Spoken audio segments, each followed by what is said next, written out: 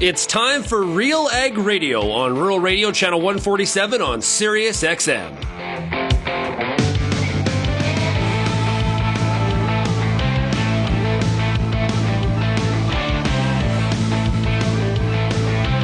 RealAg Radio and RealAgriculture.com is your home for insight and analysis of the issues that are impacting your farm business.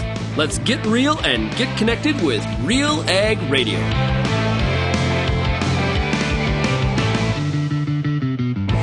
Welcome to RealAg Radio here on Rural Radio 147, Sirius XM. Shaun Haney, your host here on this Wednesday midweek edition of the show. Hope you're having yourself a great day, and thank you so much for making RealAg Radio and Rural Radio 147 and its great lineup focus so much about agriculture. There's nothing like it, and it's great to be with the channel and with you here out there in the audience.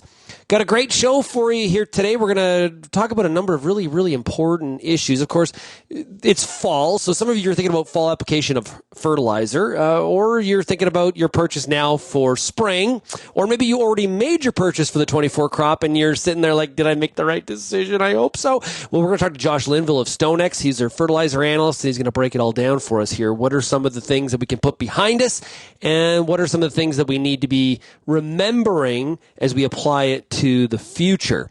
We're also going to hear today from John Scott. He is a veteran. He spent his career. I should say he's not a military, but he's a veteran of the food and grocery business. His whole career has been spent there, and he's going to talk about some of the politicking, the political grandstanding, I will put it, that's happening this week in Canada as it applies to grocery prices, food prices, and the role the grocers play. I kind of thought we put this behind us last spring.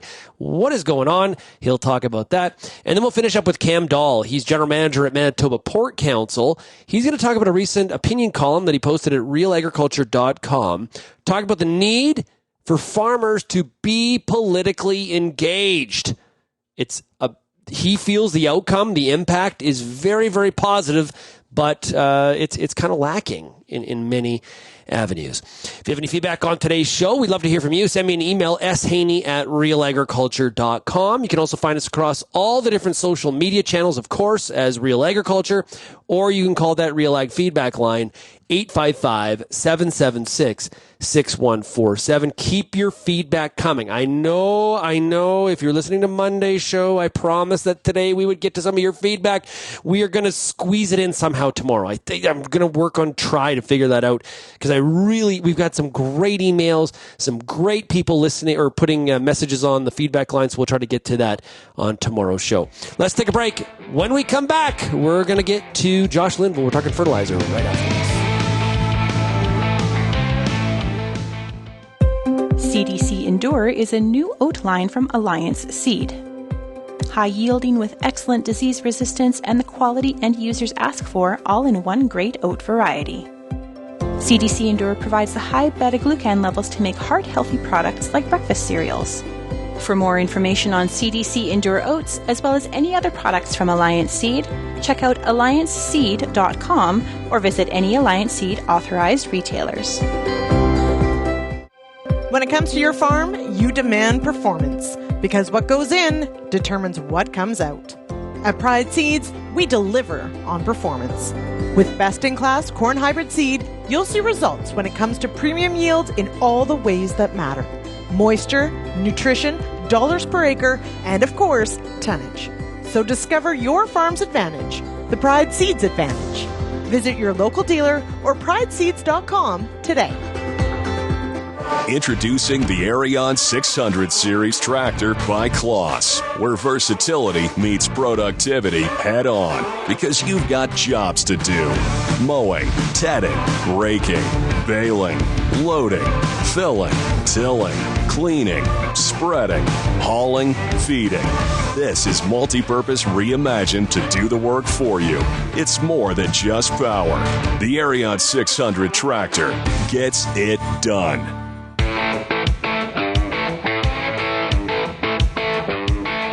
Imitator stabilizer products claim dual protection, but do they actually deliver? I'm not so sure. Defend your UAN from nitrogen loss with Tribune Nitrogen Stabilizer from Koch Agronomic Services, offering superior above and below ground protection. See how others stack up at defendyourn.ca. Let's talk fertilizer markets. Yes, the fall is here, and it's time to talk about fertilizer and get an update on what things could be for 2024. Maybe a little bit of the fall pricing as well. We're joined right now by fertilizer analyst for StoneX. It is Josh Linville. Hey, Josh, how's it going? Going all right, man. Just trying to rest up. We've got, 6 weeks before all heck breaks loose. So trying to get a little bit more house projects done before I'm glued to the TV and the computer and the phone. Yeah, what happens in 6 weeks? November 1 hits, fall application of phosphate, potash, and hydro starts hitting hard, and we start to find out a lot of these questions we've had all summer. We started getting answers very quickly. I know you were a big iron last week. You found it a little quiet in some of the conversation? Yeah, it was. So it jumped up on stage, did a little conversation for about 45, 60 minutes and talked about the fertilizer markets and pointed out some of the things that were obviously significantly improved over the last 2-3 year cycle, but tried to sit there and show that, hey, at the same time, there's a lot of risk that's out there. There's a lot of things that are going on, not only here in North America, but around the world. And it was almost a sense of, oh, wow, I thought that was done. Everybody just kind of lumbered out of the shed there away from the stage. So it was a relatively quiet reaction. Hey, Josh, so what is behind, I guess from your perspective and the way you see this market right now, what's behind us? What don't I need to worry about anymore? Well, and we never want to say we never want to worry about it anymore. Okay. The second we do that, that'll. Okay, I'm knocking. I'm knocking exactly right. We've learned way too much the last 2 years that never say never. But it's the highest of the prices. It's when we looked at the past, back March, April of 2022. We set, if we weren't all-time high price records, we were very, very close to it, right? I mean, it was just tremendously high, and looked, everything was going to be marching higher, and everything was scary. There's not enough inventories, tons of demand. We think that those days are behind us. A lot of those situations from back then have either rectified themselves or they didn't happen. A lot of fear of losing Russia altogether, and of course, that's not the case. China started to take steps back. So a lot of those fears ended up being unfounded. So we believe that those highest of high values are very much behind us. That's history. But what we're learning, there's still plenty of volatility. That doesn't, just because we're off of the highest of the prices, does not mean the volatility goes away. I saw you tweeted, I think it was last week. Anyway, it was a component of another tweet, but the lines stood out to me. Logistics risk is growing by the day. What are you talking about? What are you thinking there? So, especially here in North America, we had a tremendously large spring season. When we went back through and we looked at the numbers and we looked at some of the price reactions and all these things, we have effectively, at the end of that last spring season, we wiped out phosphate inventories. We wiped out potash inventories. We wiped out urea inventories. And in fact, some of those products, we are forecasting that we've probably never ended that low. And if we didn't set a record low, we were very, very close to it. Well, that means that we had a tremendous amount of refill that we had to do, not only in the U.S., but also in Canada. So when you sit there and you look at that situation, a summer that looks like it lasts absolutely forever starts to get condensed on itself. And all of a sudden, you're looking at multiple months, but that's not as long as what it seems. And every day that passes is one less day that we have to get product in place, getting ready for the next season. We start talking about November 1st is just around the corner. There's going to be a tremendous amount of phosphate demand, a tremendous amount of potash demand. We are still in the process of trying to refill the system. There are still some issues out there where folks are saying, I'm struggling to get the product in place. You look at truck, it's harder and harder by the day to find trucks out there at a reasonable rate. River system, the Mississippi River is continuing to deal with some low water flows. So logistics, there are always issues. There's always hiccups. There's always fears, but it seems like those continue to grow by the season. By the calls you're getting to your desk, and you are getting around to some farm shows, what do you detect as the sentiment of the farmer when it comes to the direction here? Are people on edge thinking, there's certain parameters here that could push this temporarily higher, need to be paying attention? Or is there a bit of a feeling out there, no, that those highs are, the highs are behind us. We're going lower, and I'm just going to sit here very patiently and wait it all out. What do you hear? I would say yes to all of it. Oh, okay. All of the above. He all of the selects above. D. Yeah, there is a certain amount of the farming industry that is sitting there looking at some of these prices and saying this is ridiculous. All these things that we thought were going to happen obviously did not happen. There's no reason to be this high. Frankly speaking, looking at 2024 economics, the numbers don't look as rosy as they have the last few years. No. And so as I'm looking at that, I don't feel like I need to start securing my inputs just yet. I'll just wait. I'll see what happens with this thing. I'm not going to let my emotion run me into something I don't need to do today. There are others that are sitting and saying, listen, I am squarely a fall application person. And yes, I understand I am far away from manufacturing sites. I'm far away from the coast of the Gulf of Mexico. I need to be having that conversation sooner than later. I'm a little fearful that, last spring I struggled to get my product. I don't want that to happen again. So I would say this year, more than most that I've seen, it's kind of across the board as far as how people are approaching this season. Well, that makes a market, people on all sides of the equation, and honestly, in some ways, spreading out that demand, or, it could be good for maybe the market. Is that a good indication for the market? It kind of takes some of the pressure off and takes away some of those squeezes, or am I off base there? No, you're absolutely right. We can't do everything in a single season. Now, whether that season is fall or whether it's spring, we logistically, storage, warehouse, everything cannot get it done in one season. We have to have that split up between the fall and the spring. And this year, it's even a little more to that point because, again, we ended the spring season so empty. The reason we're seeing some of these values as high as they are today on the urea market, the reason some of the phosphate prices are as high as they are, is that market is effectively saying my S&D is out of balance. I don't have enough supply to meet the demand. Yeah. I can't change the supply side of it. So what I can do is I can change the demand side, and unfortunately higher prices, kill that demand. It rebalances that S&D. One of the recent news items, I should say, has been China limiting fertilizer exports. I think it's particularly nitrogen this time, not phosphorus. Yep. What is kind of what do we take from that? And is there real impact, or is this just something that China is just trying to be disruptive? I almost see it as more disruptive than I do fundamental. Okay. Now, India is a great way to kind of tell what's been going on. And the reason I bring up India of all places around the world is that the government basically calls for a purchase tender. And they'll go out to the market and they'll secure offers from whoever wants to submit offers that are pre-approved. And they open these offers and they show it to the world. It's a very open and honest process. So it's a great way of seeing where the spot market is. The last tender, not that long ago, India stepped out and they said, hey, we're looking for tons. The speculation was China wasn't going to play a part. They don't have the tons to do it. India ended up buying almost 1.8 million tons on that tender. Well, China stepped in and sold a little bit over 1 million ton of it. And everybody freaked out and said, China's back. Oh my gosh, they're back to being a huge exporter. And guess what happened with prices? They started to fall. China is kind of that swing exporter. When they're in the market, things feel heavy. When they're not in the market, all of a sudden prices seem to float higher.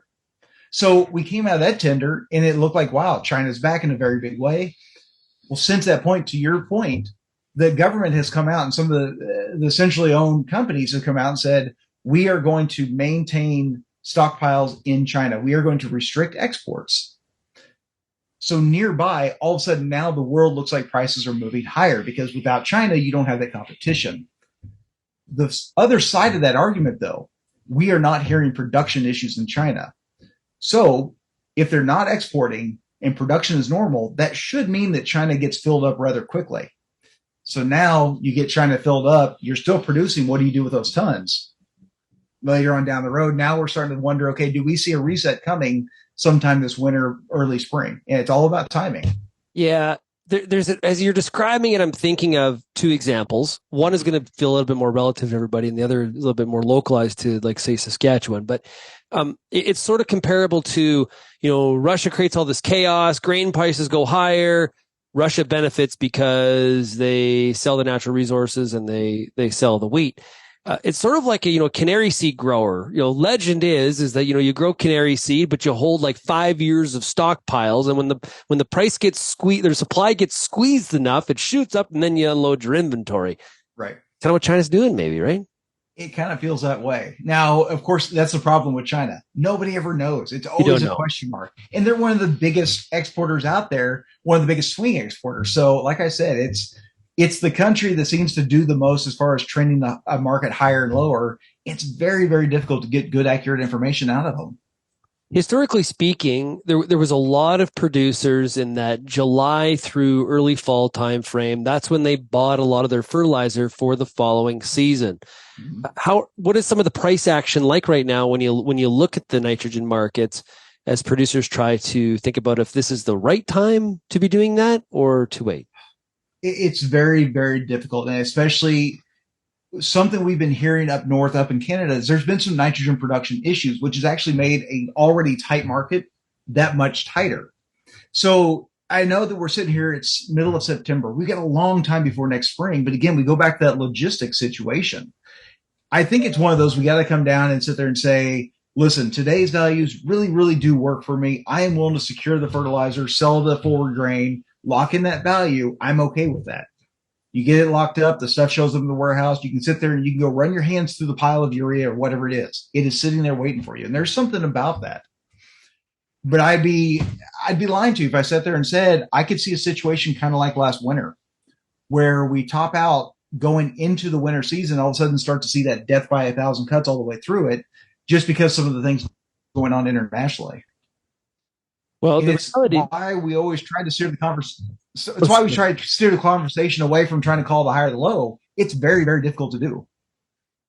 Yeah, and there's a lot of producers, here's the reality of it, that aren't doing both sides of the trade, right? And so we're buying fertilizer now and running naked all the way to this time next year when we're into harvest, which, can be really advantageous, or it creates, I think, what we call in finance duration risk.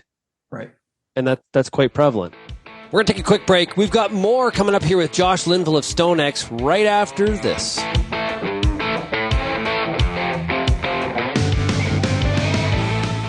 What's next for your fields? At Pioneer, delivering industry-leading genetics drives everything we do. From the scientists in the lab to our local teams with boots on the ground. We are determined to get there first. Developing top-performing products, proven in more growing conditions than ever before. Pioneer. What's next happens here. Visit pioneer.com/Canada to learn more. There's a reason we call it the Corn School. Videos on everything from planter setup, weed control, field trial results, yield strategies, and so much more. The Corn School on RealAgriculture.com has the information and advice you need to help you succeed. Brought to you by Pride Seeds and BASF, Corn School episodes are available at cornschool.com, from RealAgriculture.com, or as a podcast from your favorite streaming service. Download the latest podcast today. Kochia sucks. Big time. And hate it. Really gets in the way. Awful. But not anymore. Get a head start on tough-to-kill weeds like Kochia this fall with Volterra EZ and Fierce EZ Soil Active Herbicide. Apply after harvest before freeze-up for up to 8 weeks of extended control in pulses, soybeans, and wheat next spring. Volterra EZ, Fierce EZ for Kochia. Visit newfarm.ca/Kochia.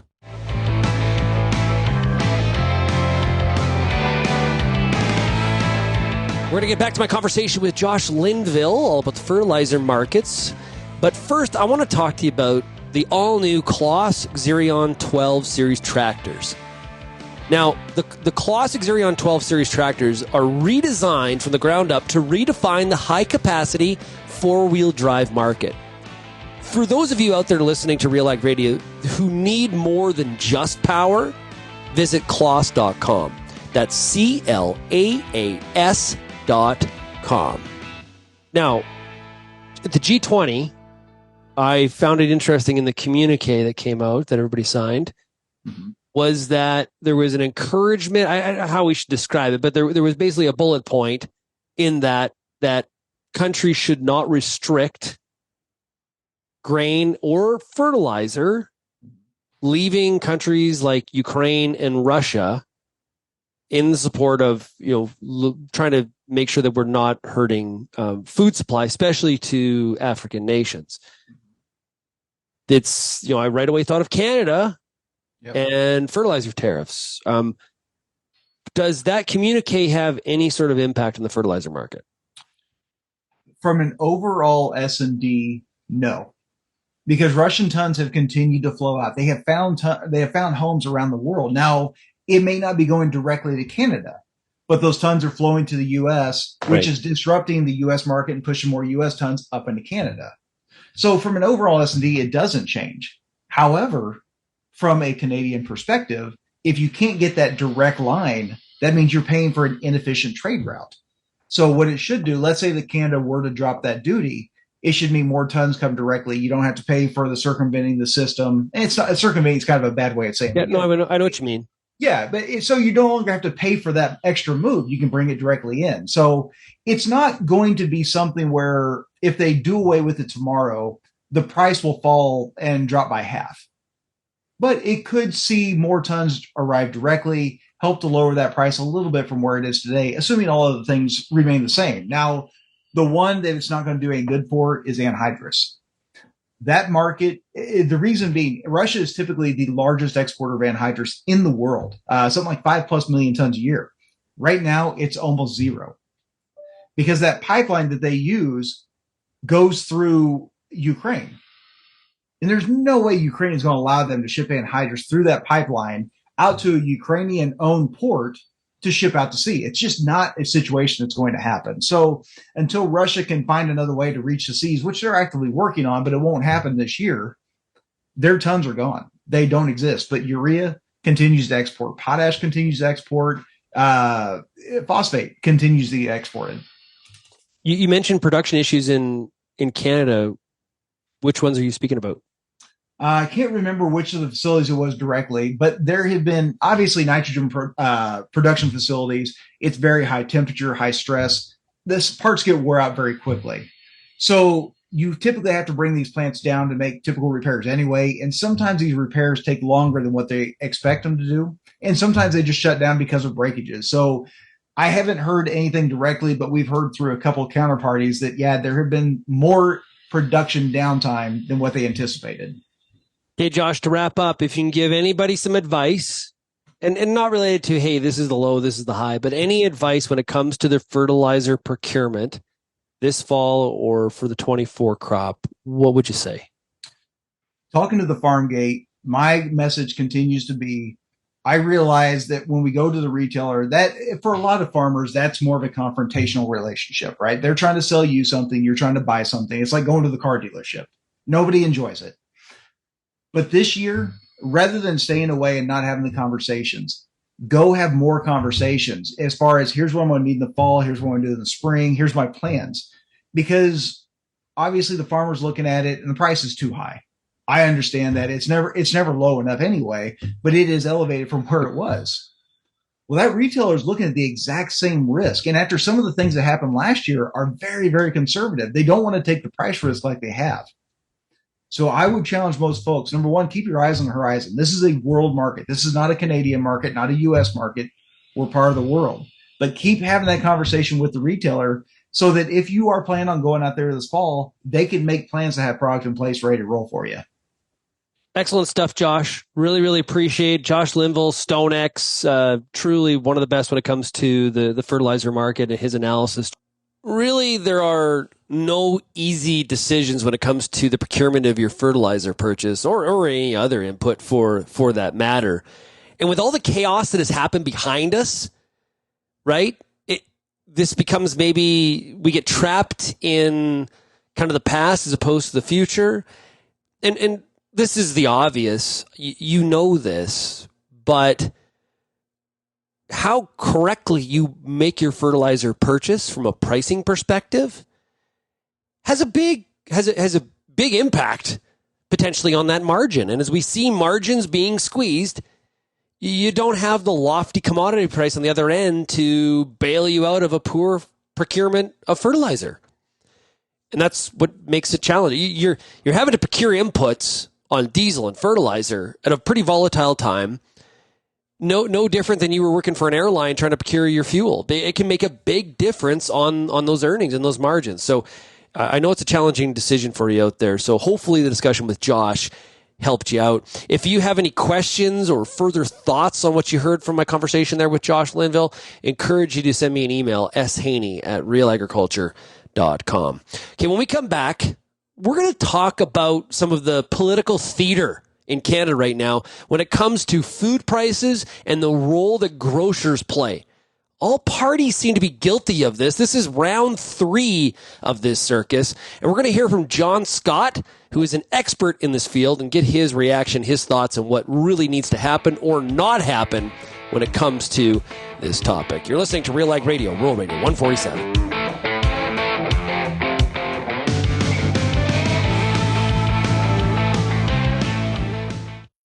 Dedication.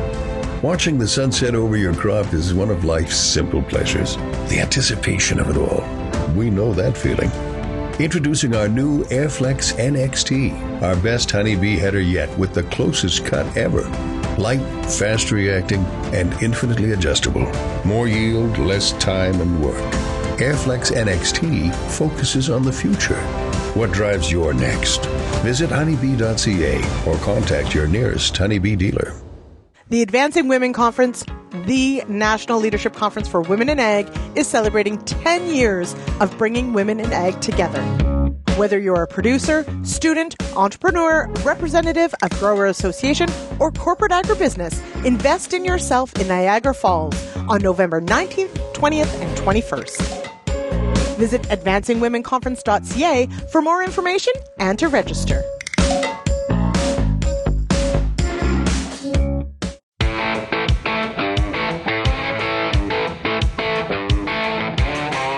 There is a lot of focus right now, again, on the price of food in Canada. It's getting a lot of, some political discussions in Ottawa as Parliament returns here in the middle of September. Here to talk about the why and what we can expect going forward is John Scott. He has spent his entire career in the food and grocery sector, and he joins us from Niagara-on-the-Lake in Ontario. Hey, John, welcome. Great to talk to you again, Shaun. Yeah, absolutely. Okay, John, why has this topic of the price of food and it seems some political will to place it on the blame on the shoulders of grocers, it's kind of come back into vogue again here this week. What's the reason for that? Well, it's obviously a great political theater because the rate of inflation has infected all of us. And the one thing that Canadians do every week, several times every week, is go to a grocery store, and of course, the food is sitting in front of you, and you can literally see where prices have risen over the last couple of years, and so it makes a very easy topic. And food inflation has been high, although in Canada we've been among the lowest in the Western world in terms of inflation, and that inflation rate is increasing, but at a decreasing rate. So it's a great topic. It's great to distract the public from everything else that the federal government is involved in at the present time. It makes amazing theater, but really it comes down to supply chain issues, and it comes down to internal issues that the industry is dealing with and coping with, frankly, very well right now. Now, if I remember right, last spring, before the House sat for the summer, the House Ag Committee did a study. They had a whole committee meeting about all this, and if I remember correctly, the result of that is that there wasn't gouging going on. Is my memory correct there? Absolutely, there's not gouging going on for sure. In fact, there's actually 7 major food companies in Canada running about 90% of the business. All of those companies compete very strenuously every day. And not one of them will raise a price 1 cent if they don't have to. And so the tactics that everybody has taken to minimize the inflationary effect on their customers, have some of them been quite innovative and some of them are quite in your face. But people have been working at it to try to maintain the lowest prices in the marketplace. There's no gouging going on. It's just the reality of the effect of the supply chain. One of the things that resonates though with consumers is when we do see some of the earnings from grocers, there's sort of this challenge of, well, wait a minute, like people make these connections, right? Hey, the grocers are making a lot of money, or my interpretation is they're making a lot of money, and I'm paying more for groceries, therefore there's something nefarious happening, and that's what's giving the political gas to fuel some of these comments that are being made by, frankly, all parties involved, not just the NDP and the Liberals.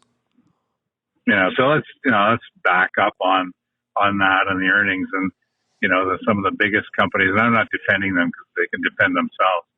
The Loblaws of the world in the last quarter announced a 9% overall net increase, and everybody said, "Oh, the sky is falling." But if you get inside of that and realize that the food is not as high as 9%, because Loblaws has so many other facets of the company that are actually somewhat less than 6% inflationary increase in earnings in food, which was below the rate of food inflation over the previous quarter.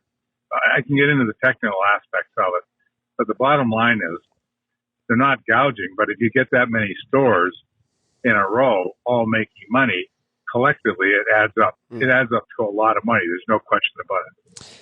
John, I know you have a strong history with independent grocers in Canada. Right.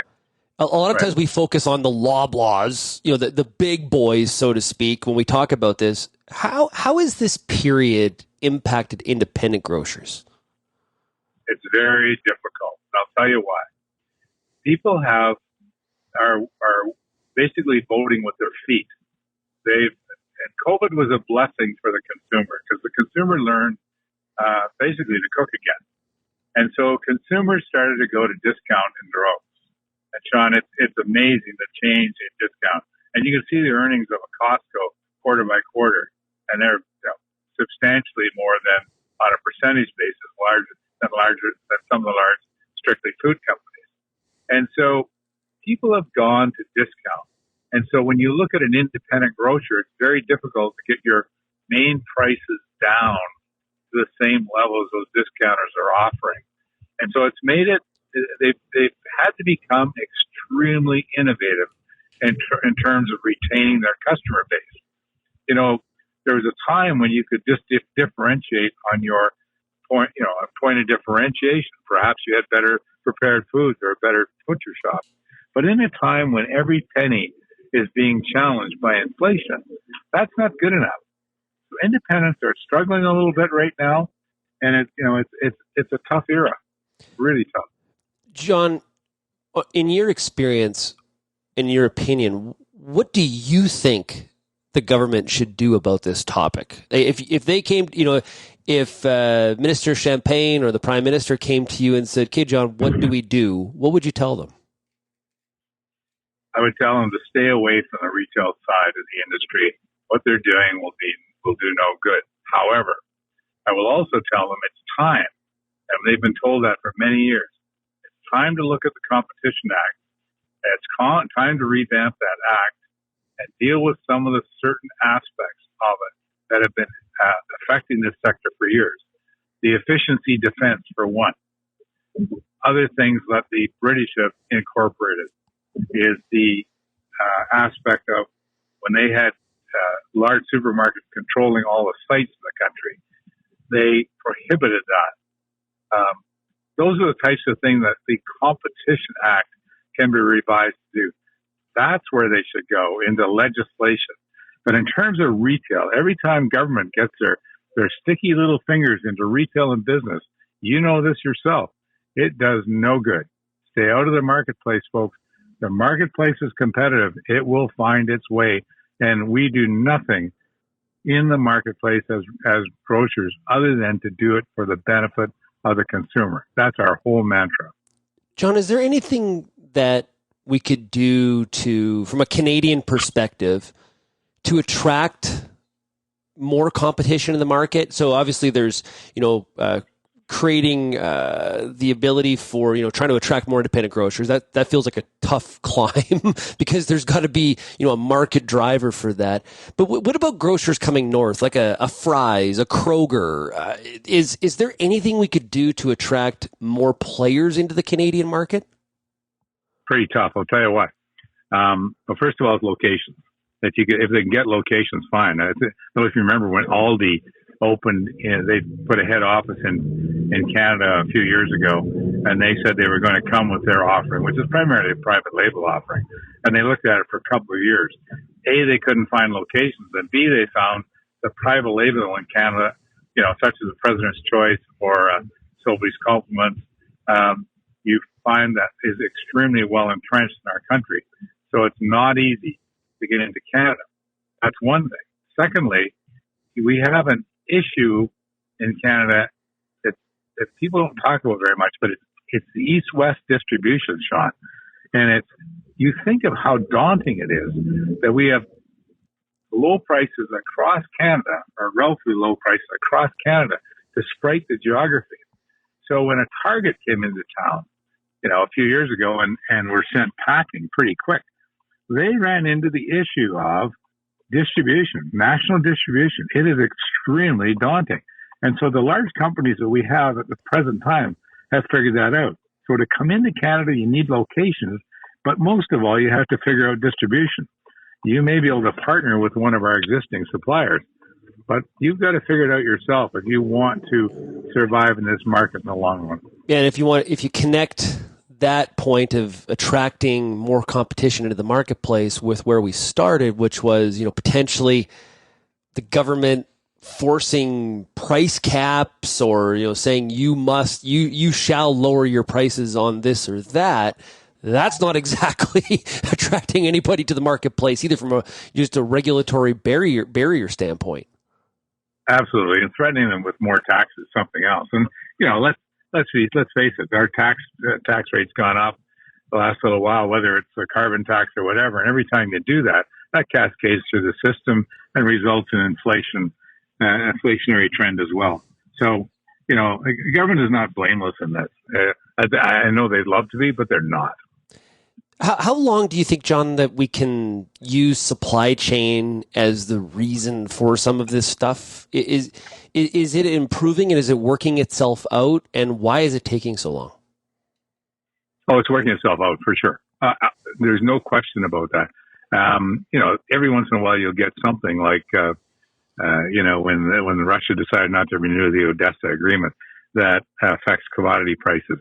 But bottom line is you see contracts now being, signed at less than inflationary prices for commodities, basically input costs into manufactured goods and that kind of stuff. So it will be coming down.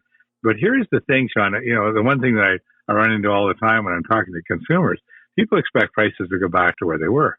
They're not going back there. They're certainly, the key would be to dampen inflation going forward, but you're not looking for a retreat in prices. I know that's great theater, but that's the reality is you're basically going to increase it at a decreasing rate, the same as you were before the inflationary trend began. There's been a lot of commentary this week about, should or the grocery CEO show up to talk about what's happening. I'm still unclear to me, besides the political theater of that, what that is actually accomplishing. Would you agree with that? I agree with it totally. It's totally political theater. It's, I can bring these people together. I can tell them, do this or else, but do this or else what? And, sure, they'll work with the government to do whatever they can. Nobody likes what's going on right now. Yeah. Sure, we like to do that, but I think everybody's going to find that this is going to become calmer and calmer going forward, and they'll have to find somebody else to castigate in the months ahead, and I'm sure they will.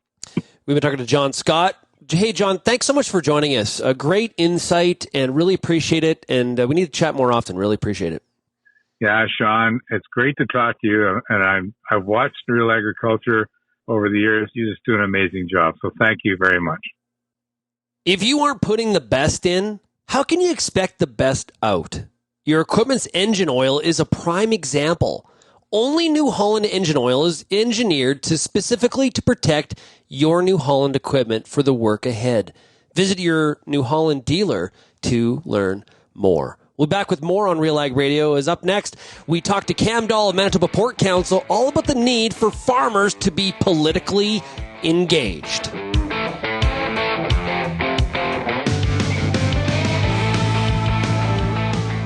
At Brett Young, we focus on what's real. It's how we became Canada's largest independent seed company. That's why we're asking a real farmer, what do you think of BY6217TF, Brett Young's TrueFlex Canola Hybrid? What's that? BY6217TF, Brett Young's TrueFlex Canola Hybrid with Pod Defender shatter reduction technology and Defender-rated club root and blackleg resistance. Good yield, yeah. Probably choose it again. Thanks, Chris. Talk to your Brett Young retailer today to see for yourself.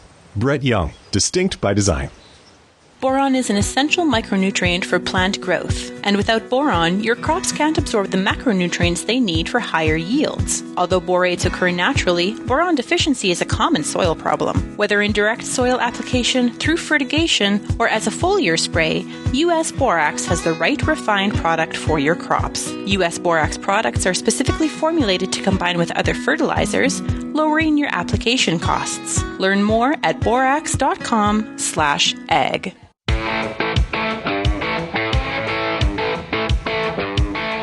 This segment of RealAg Radio is brought to you by Workplace Safety and Prevention Services. Health and safety doesn't have to be complicated. Tune in to the new Farm Safety Roundup series coming soon. On the first episode, free resources and practical advice for harvest season and rural road safety. You can find all of that great episodes of that series by going to realagriculture.com. I'm joined right now by Cam Dahl. He's the general manager for Manitoba Pork Council. Cam, great to chat with you again. Really good to be with you, Shaun. Important topic, and I know as somebody that's been around farm group circles for quite some time in a number of different iterations, you wrote a recent opinion column really trying to force the point that farmers need to be involved in political engagement. First of all, why do you believe so strongly that needs to be the case?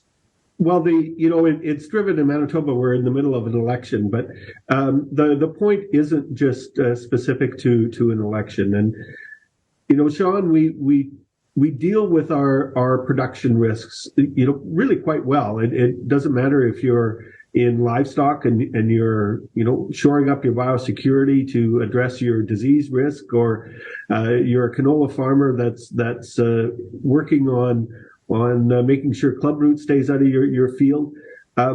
We have tools and pay attention to addressing a lot of our production risks, as we should. But we don't pay the same amount of attention to addressing and mitigating our regulatory and political risks. And sometimes they can be just as threatening as our production risks. If we have regulations coming in place that are coming about because politicians don't have all the facts, or they're looking for that really short-term win, and they set policy and set regulation in a little bit of an information vacuum that is going to limit agriculture's ability to produce or limit agriculture's ability to get product to market. That risk can be just as big, have just as big of an impact on a farm's bottom line as our production risk. And we should be paying just as much attention to it as we do to our production risks. Cam, what does, in your mind, in your experience, what does that engagement need to look like? I think the first stop is really ensuring that we establish a relationship across the political spectrum. We all have our own political leanings, and when we go into the voting booth, we'll pick a political party, but we really do need to have relationships across the political spectrum, and really need to ensure that politicians of all stripe are comfortable in sitting down and having a conversation and dialogue. And if we don't do that, we're going to get governments in place that bring regulations and legislation without talking to us first. And so that's really the first goal is just to make sure that there's an open path of dialogue, no matter what the party is, whether they're in government or in opposition, because of course those flip over time, right? So I guess get down to the tactical side. Like let's drop, that's 75,000 feet. Let's drop down to 25. Historically there was a process where, hey, it's pork week. And so everybody goes to Ottawa for that one visit a year. They cycle through all the offices around Ottawa on the Hill, and then everybody goes home. And mission accomplished. What does it look like now? Is it the same? Have we built on it? Where does frequency fit into this discussion? That's a really, really good question. And it's not that those pork week or beef week or canola week aren't valuable. They are. But once upon a time, a long, long time ago, I spent some time on the Hill, and you would have your days would be blocked off into 15-minute blocks. So, that group that you met with at 8:30 on Monday morning, by the time Friday at 6 o'clock rolls around, you have no idea what they were there for. And so you really do need to have that. It's an ongoing relationship. Not always with, hat in hand asking for something, but just really building that open dialogue with politicians. And it's a relationship, and it takes work, and it's more than 1 week a year. It is really important. Do we have enough funding from the farm group perspective to do the advocacy work that's required? I think, or is the money there? That's a complicated question, because the question of reaching out to politicians is also tied hand in hand to reaching out with the public and talking about what modern agriculture does, and really talking about how we can contribute to environmental sustainability, how we can contribute to the economy, and how things are improved. So, if it was just talking to the politicians, we're probably spending enough money or have enough money available. But it's also that public trust outreach that goes hand in glove with outreach to political leaders. I know when I've talked about this before, there is members of the audience that will say, well, this is what staff is for. This is what Cam Dahl is hired to do. Why force me, the farmer, to go through this dog and pony show of talking to all these politicians that I'm not sure I'm moving the needle? What's your response to that? And they're right. It is my job. But there's nobody better to tell the story about modern agriculture than a farmer, because it's personal and it's authentic. This is what I'm paid to do. And so that, maybe means that my talking points don't come across as quite as authentic as it does talking to somebody who is creating jobs and working and investing in the constituency that the politician is representing. And it becomes much more personal. And so that is far more effective to have farmers tell the story. Yes, we need to do that as organizations and staff, but farmers need to be directly involved as well too. The other piece that, and social media is not really it's not a real place. One of the things that I have seen or noticed is, because I understand why, commodity groups, organizations, they go to Ottawa, maybe they go to the capital city in the province and go to the Ledge, and they meet with not just the party that would be most inclined to be, politically aligned with the membership, but they meet with all parties. Yeah. Okay. And then there's a photo taken, and that gets posted, and then people have a very negative reaction to the fact that why are we talking to this group? They're not on our side. Talk about that. Well, I laugh at your social media is not a real place. It's not. Many of us think or wish it would be, but it's not. That gets back to, I'm taking this from someone else is as agriculture, we need to get to a place where the story of modern agriculture is known across the political spectrum. And it shouldn't matter who the public gives us as a government, that we have relationships established across the board so that we can go in and have that dialogue with policymakers, whether they're in opposition or in government, and not have surprises. That's the last thing I want is to have, a surprise bill introduced and people saying, hey, we got to go to the legislature and protest this. Well, if that happens, we've lost. We need to have the relationship in place beforehand, so the government is thinking about, well, maybe we need to regulate animal welfare a little bit more closely.